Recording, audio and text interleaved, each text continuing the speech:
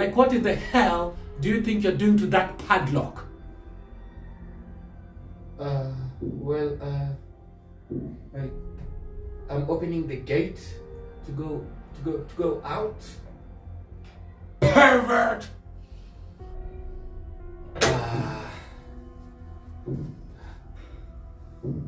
Please come up again. Pervert! And why the hell would you say that? And what the hell are you doing to that padlock? As you can see, I am opening it. I want to go out. You perverted psycho! I just want to go out of the house. I just want to leave the house. This is just so much, too much for me to comprehend. I'm calling the police. I'm calling the police. Sorry, what? I am calling the police.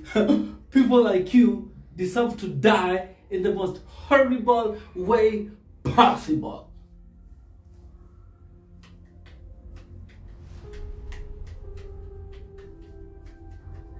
Reason being, I am trying to open the padlock and go out.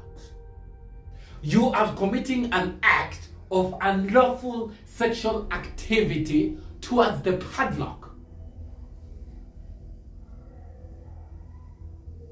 Hello?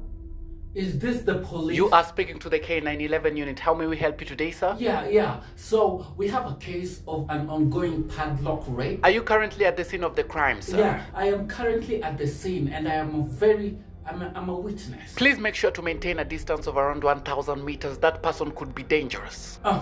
Please remain calm. Our unit is already on dispatch. Please maintain a calm attitude. We know that this experience might be life-threatening. Okay. We are also sending our K9 therapist unit to help you out with the trauma. We know that this is a lot to take in. You just need to maintain a calm attitude and relax. Okay, relax. We know these things happen every day. We see people like this. They're very bad in society. They don't deserve to live.